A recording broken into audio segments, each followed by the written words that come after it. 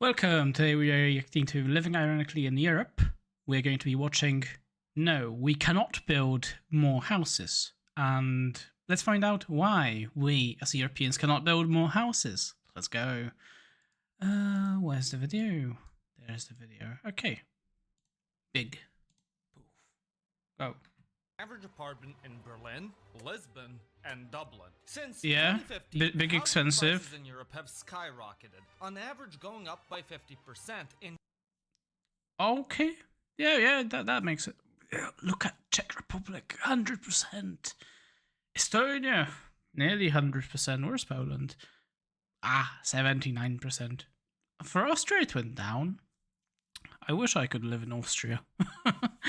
If it's like slightly cheaper, you know.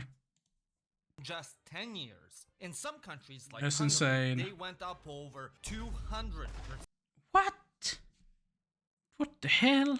How do you manage that? This isn't just a Is the new like Hungarian party is going to like the new Hungarian government going to fix that? I hope so, because that is insanely bad.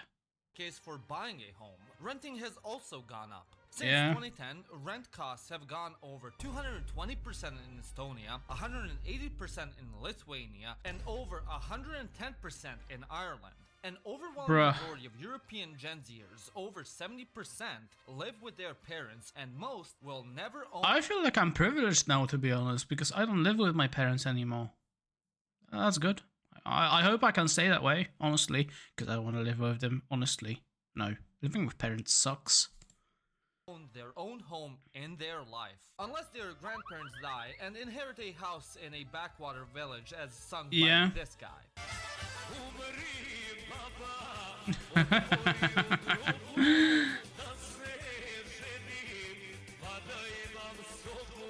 But how Okay, that was actually based. did Europe end up Very in such a based. bad housing crisis? And is there a way out? Well, to understand that, we first have to look at a bit of history. Picture this, it's 1945. The blood It's 1945. The World War II has ended. Europe has been split in half. What next? biggest war in all of human history just ended. Europe is completely devastated. On average, 20% of all homes were destroyed, but in some regions of the Soviet Union and Germany, this number was over 50%, and in most severely impacted regions, this number reached even 90%. Before What was that? Like 90% of Warsaw, basically. Is that what he's talking about? Because I can imagine 90% of Warsaw disappearing. I don't know the correct statistic about that. I didn't listen in history class. Yeah. I didn't listen in history class, honestly. Tour, the housing market in Europe wasn't all too great either, but now it's completely in the gutter. Millions are left homeless. Yeah, it's and non-existent. they need houses fast. Social housing programs began to pop up left and right. In the beginning, public demand was dictating construction. These programs only continued to grow. In the 60s, 100,000 new social homes were built in France per year. In the same time period, around 70% of Germany's new homes were social housing. The same time period also saw Sweden's Million program that, as the name suggests, built 1 million new homes. That's actually insane. Was also getting busy, as this is also when the humble commie block was invented. We have a whole video. I need to watch that video. I kind of love commie blocks. I live in one right now. Like, I love the aesthetic because it's nostalgic for me. Or it used to be nostalgic when I used to live in the UK, at least. But nowadays it's just like average day over here, basically. Looks like shit. It's shit from inside. It's shit from the outside. But it's like, you know, it's nostalgic. About it if you're interested. While these social housing programs never fully alleviated the housing crisis, they certainly helped. Real estate prices were kept stable and affordable. Being able to move out of your parents' basement seemed like an achievable goal for many, but then almost overnight, everything changed. It's the 1980s. Disco style was over and Michael Jackson was king. And it was the same for housing policy. While social housing was great, people wanted to try something new, something more exciting. Well, like mansions, luxury mansions, big houses. Enter neoliberalism. It's like liberalism, but neo. I love this. I love this, honestly. That was such a good, like, segment there, you know? For more freedom, lower taxes, less government, and more trade. As this ideology became more popular, many started to question Europe's housing policy. A lot of people believed that maybe if housing was viewed as an asset rather than a right... Oh, god damn. So that's how we got here. So that's why nobody can afford a house. So that's why we cannot, like, I cannot buy a house. Most people cannot buy a house. My friends cannot move from their parents, basically. Because somebody said, oh, let's make it into an asset, you know? As if you don't have already a big asset, you know? Housing would be built, and Europe's economy would boom from prosperity. Construction of new housing was no longer the task of the government, but was allocated to private companies. In the UK, the Right to Buy program was instituted, which sold off social housing en masse to its tenants, led by none other than Margaret Thatcher. Oh, for fuck's sake. A similar thing occurred in Eastern Europe a decade later. You know what? I can understand why things went to shit, because it's, of course, Margaret Thatcher, you know? For fuck's sake. I'm not 100% British, but whenever I see her, I'm like, oh, for fuck's sake, why is she here? No. I swear, she did so many bad things for the country. I'm pretty sure she did so many bad things for the country. Like, I don't think I can, like, state any good thing she did during her, you know, as a Prime Minister of the United Kingdom. If anybody can say anything positive, I can listen. I mean, she did deal with hooliganism, maybe. I think she did. That's a positive there. But apart from that, I don't think there's anything else that is, like, you know, decent. After the fall of communism. In the beginning, things seemed to be nothing out of the ordinary. Hell, most people in Europe cite the 80s as the golden age of housing affordability. At first, it looked like the new system was working. More houses were being built, more people were buying, but beneath the surface, something else was happening. Housing was no longer just a place to live anymore. Now, it was business. Now, it was an investment. Yeah, Banks there you go. wanted in on the action. Interest rates dropped, loan requirements loosened. They started handing out mortgages like Mormon missionaries handed out the Bible. Prices kept rising, and with the ease of lending, many thought of borrowing money today to purchase a home, then selling it tomorrow and walking off with a fat stack of cash. A brilliant idea no one ever thought of before. Oh, Great Depression. I know that one. This brought even more people in on the action. But there was a problem. While the housing market was rising, the people's wages weren't. The entire system was starting to look like a bubble, and every bubble eventually pops. But even though the housing market collapsed, your online data doesn't have to, which you can protect with Surfshark VPN. Wow. The world's a dangerous place. You don't just have to look out for lions and bears out to get you, but hackers too. When you're out in a cafe, okay, this is the advertisement I'm here for. Peak editing. But at any time, you could be dragged down by a croc. Yeah, true. Peak editing here, honestly. That's where Surfshark comes in. Unlike a regular shark that eats surfers, Surfshark chomps down on any would-be hackers by masking your IP and encrypting your connection. Very nice. Unlimited devices. I'm talking about your phone, a laptop, hell, even your account. Pause. Why is the flag of Bosnia and Herzegovina the flag of Bahamas? That is not Sarajevo. If I've seen one.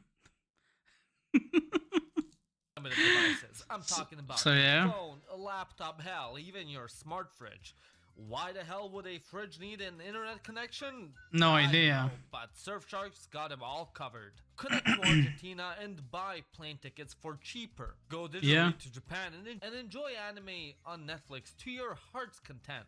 Surfshark blocks ads and cookies, never collects your data, and rotates your IP address so hackers will never even be able to guess where you're browsing from. The features Surfshark offers are practically endless, so don't waste any more time.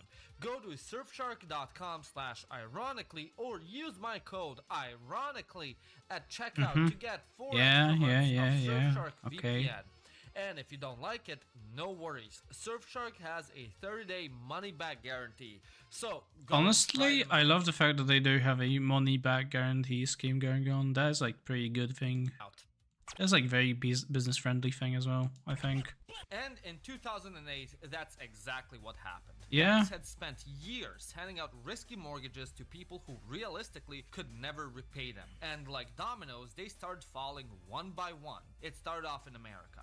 Millions defaulted. With no money coming back to the original lenders, hundreds of financial institutions followed suit. Credit lending was frozen. Developers stopped building. Hell, that's why we have like such a huge debt as a world, I guess, like globally pretty much.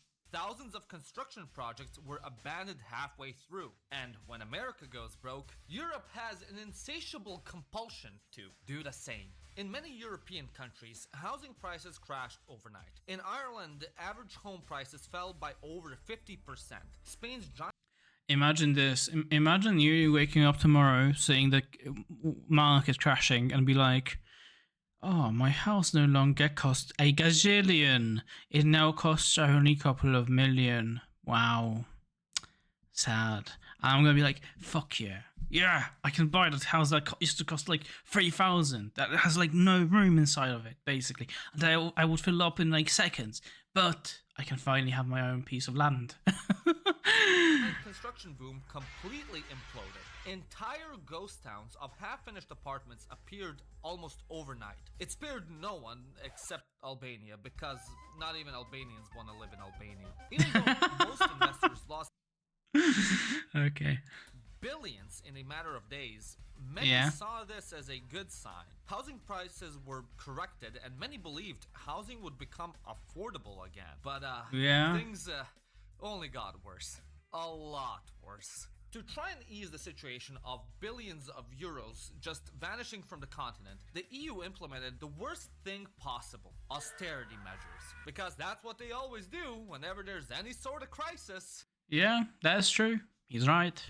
Instead of using public funds to restart social housing efforts or putting in legislation to limit speculation, governments across Europe cut public spending. Salaries cut, public sector budgets slashed, and social housing construction blown up to smithereens. AK, the complete opposite of what a government should do. That is actually true. It is completely the opposite of what government should do in case of crisis. In case of crisis, you actually want to make jobs, not destroy them. Not cut salaries, not, cut people from the government, basically. Like, if you stated that if you decided to actually increase the amount of houses, go to the companies that were building the houses, talk with them, say, oh, actually, we're gonna do some social housing projects. Can you, we're gonna leverage the things you actually started, and we're gonna finish it off, basically. And you're gonna be a contractor for us, pretty much, until someday. You're gonna hire a lot of people, by the way, in the meantime. And we're gonna finish this off, basically. And then after some time, after 10 years, after 10 years, the thing's gonna finish off, and then they're gonna be like, okay, now we are back to business as usual. We can make big, expensive houses, basically. And that's that. During a recession. But I feel like that would stabilize the economy in much better way than what we actually did in our timeline, I think. I'm not sure. We will never know. We will never freaking know if the housing crisis that is currently happening could have been fixed, because hell, we cannot check the history. I mean, if only there were a framework on how to handle an economic bubble bursting. But alas, there is none. In an effort to pull the economy out of the shitter, central banks set their interest rates to near zero, meaning the public would have to pay fuck all for borrowing new cash. But because the regular folks were broke, the only people that seized this opportunity were the same guys who made this mess in the first place. Banks, affluent landlords, and other financial institutions started buying up apartments across Europe for pennies on the dollar. Housing came into the You know who else did? Politicians did. Have you heard of that? Have you heard of politicians actually buying up houses? I did. They're freaking rich. That's how they get the money. And then they fuck around with politics as well. Dickheads. Hands of the few. As the poor got poorer, the rich just got richer. Before 2008, housing, despite increasingly becoming an asset, was still at large an essential good. But after it, it was cemented as such. And things just started to spiral out of control from there. With the low prices of houses and even lower prices of lending, investors from all over the globe flocked to Europe to buy up defaulted apartments. Yeah. Also, they brought up like commercial buildings as well.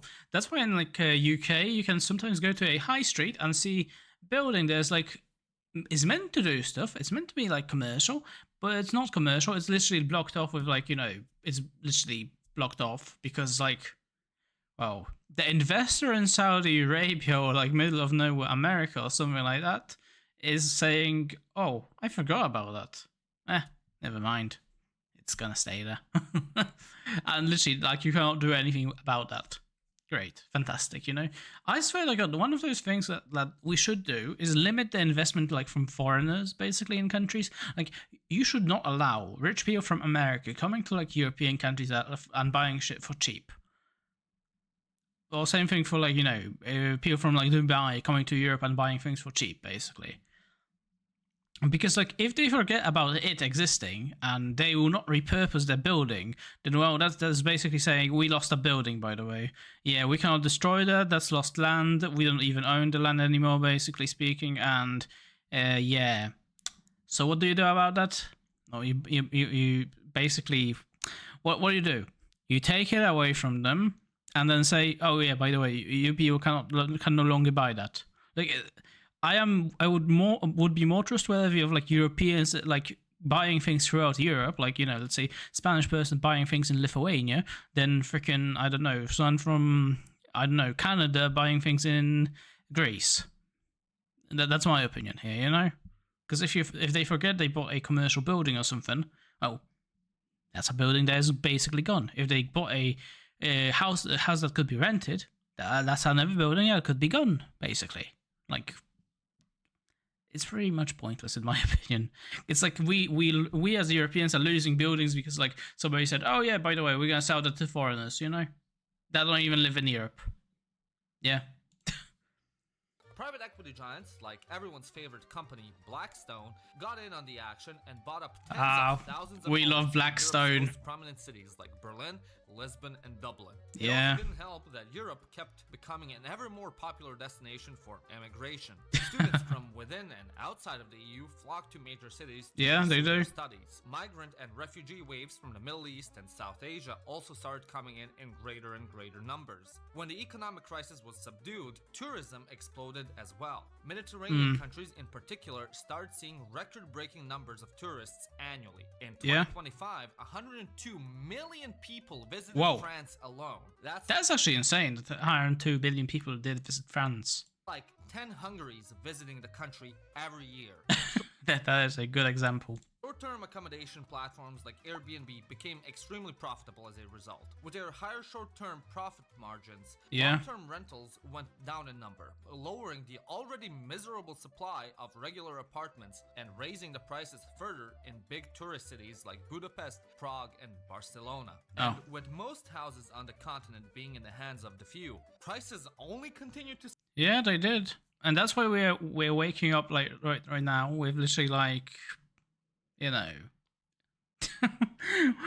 we're waking up with like our pants basically pissed, pretty much, you know. Skyrocket. Between 2010 and today, housing in many European countries went from expensive to completely detached from reality. In Germany, yeah, and then you have smart people saying, actually, you should buy a house in the middle of bumfuck nowhere because it's very cheap. You know why it's cheap? Because nobody wants to live in the bumfuck nowhere because there's no fucking jobs, there's no fucking shops, and there's no fucking entertainment, you know? And there's no fucking people except like your grandma or like grannies all over the place basically going to a church, pretty much. The only piece of entertainment is basically the church. Wow. So yeah, that's my piece on smart asses that say, "Oh, go live in the middle of nowhere," you know, smart ass. A modest apartment for one person. This looks like one of the uni accommodations I had, except instead of like having a Mac, I had my desk on a PC. Let alone one fit for a family can now cost over 350,000 euros. Meanwhile, the average salary is only 40,000 a year. 30 years ago, that kind of income would have put your family in the upper class. Today, it barely gets you through the front door. By now, you might be thinking, okay, Janusz, this is bad, but we can solve it by just building more houses. And to that I say, it's not that simple. Arguably, you're... No, because guess who's going to buy those houses? Rich people. That, like, you could be building houses, but you cannot outpace people buying them. That's the issue here. If you could construct 1 million houses in, let's say, okay, let's put like a whole Europe into this, okay? Let's say we build a 50 million houses in Europe as a whole throughout 10 years. Is that going to fix anything? No. Whenever a project finishes in one country, there's going to be people buying that stuff up, and that is not going to be like, you know, your average Joe basically buying stuff up. There's going to be like, you know, your big businessman, corporate owner, you know, from America probably, or like UK or something, you know. So that's that, and you could do that. Sure, but that's not going to like fix anything basically, because it's just going to be like it would add like, you know, more value to the land, and that's pretty much it. It will not add like anything for like the average person, I think. Europe has always had a problem with housing. Give him a big hand, guys. Homeless dude. The USSR and its allied states put in tremendous efforts in solving this problem. During the 20th century, Soviet Russia focused its industrial efforts in the mass construction of public housing, giving birth to the housing unit every teenager that read Marx points at claiming communism works, aka the commie block. These homes were made for cheap, utilizing concrete panels, and were constructed in a similar fashion to Legos. Credit where credit is due, out of all European countries post-World War II, the socialist bloc made the most progress in home construction. But the lack of housing was an issue they battled for decades. Many families that's true. Share one apartment. A newlywed couple would have to wait several years, up to a decade and a half or more, to receive a place of their own, being forced to live with their parents and even grandparents for years. Even with the efficiency of an that is pain in the bum. Pain in the bum, living with parents and grandparents. Authoritarian, centrally planned government, housing was still a thorn in Eastern Europe's side. But now, with democracy and neoliberalism, things have gotten even more complicated. First and foremost, although all industries from technology to agriculture have continually developed as technology has progressed, construction, on the other hand, not so much. No, I'm actually surprised that construction didn't develop properly, because like we invested in so many things, and somehow we still are relying on drunkards basically building the houses, you know? That's actually something that happens in Eastern Europe. I'm not sure about Western Europe. In Western Europe, you might be relying on immigrants building the houses. I have no idea. I haven't seen like any construction project that isn't road related. I only seen like roads getting fixed in the UK. By the way, fantastic effort in the UK. It took them 6 months to fix a road. Yeah. I looked at the project from my freaking university accommodation I used to live at, and I was watching that thing basically being like slowly fixed, you know?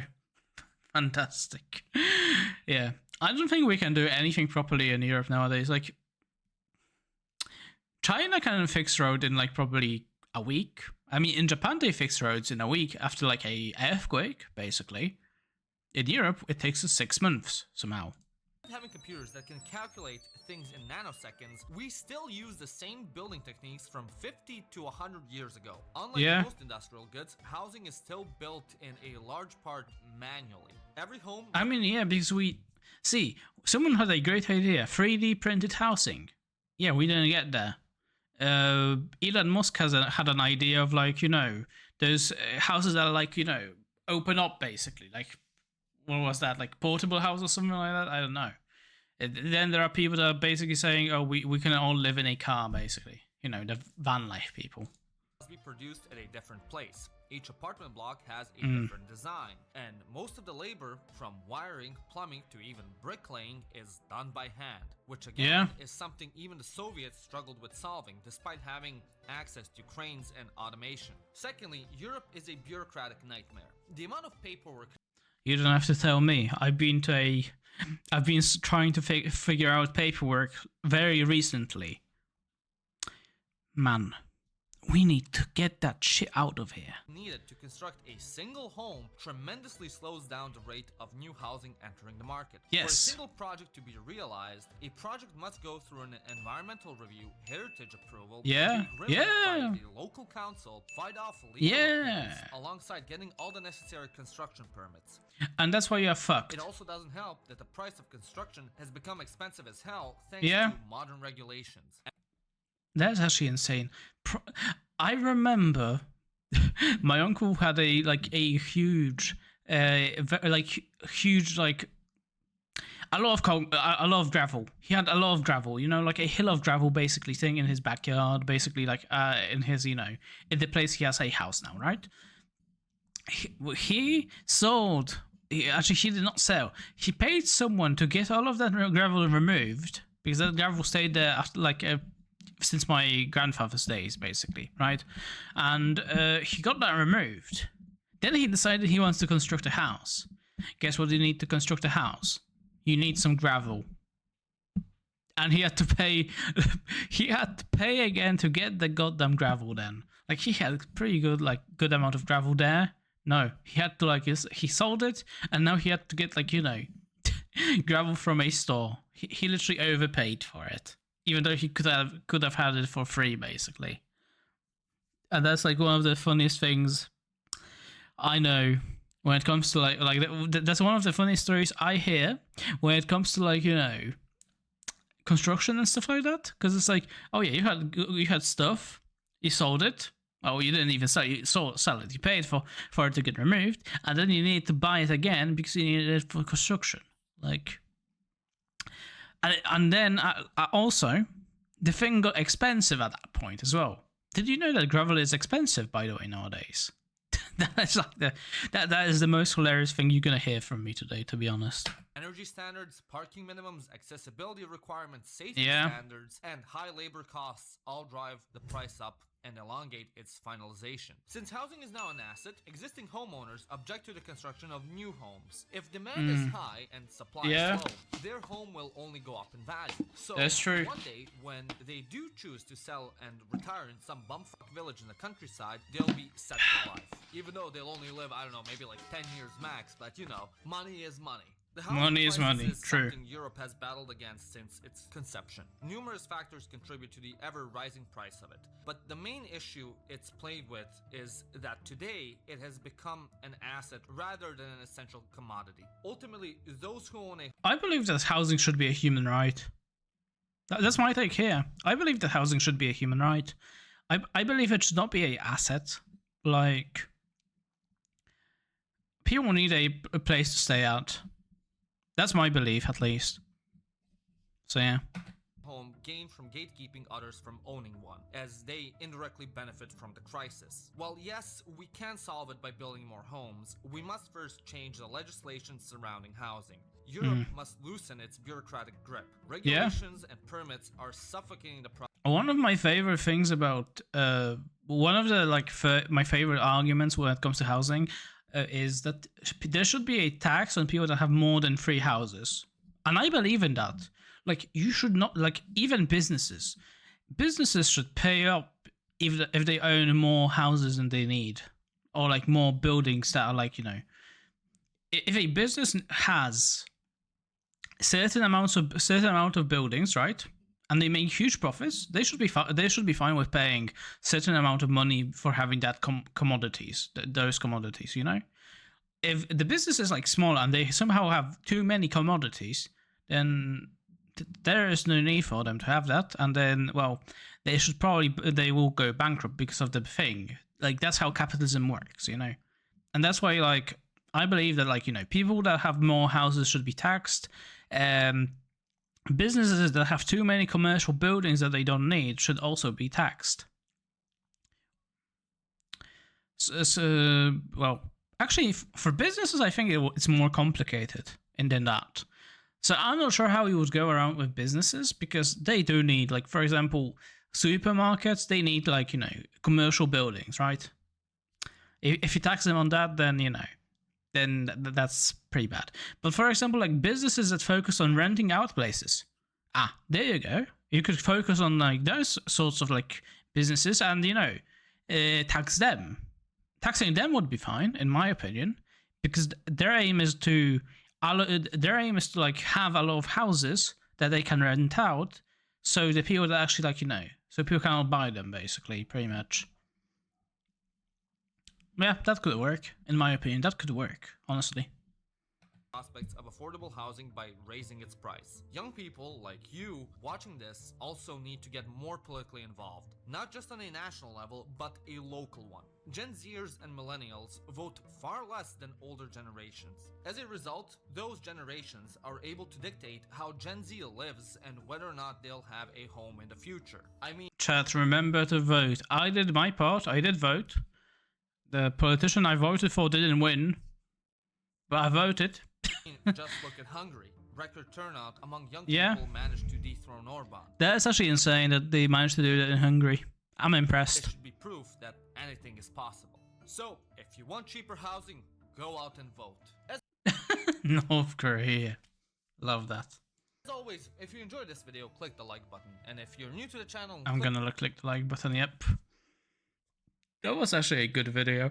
The subscribe one as well. Your support helps in creating more videos like this one. And of course, let me know your thoughts in the comment section down below. My name is Janos, and you've watched Living Ironically in Europe.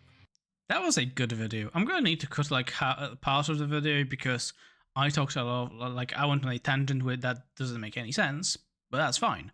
But yeah, if you enjoyed the video, leave a like, comment down below, tell me what you thought. You also should check out this video, the link is in the description, and see you another time. Goodbye.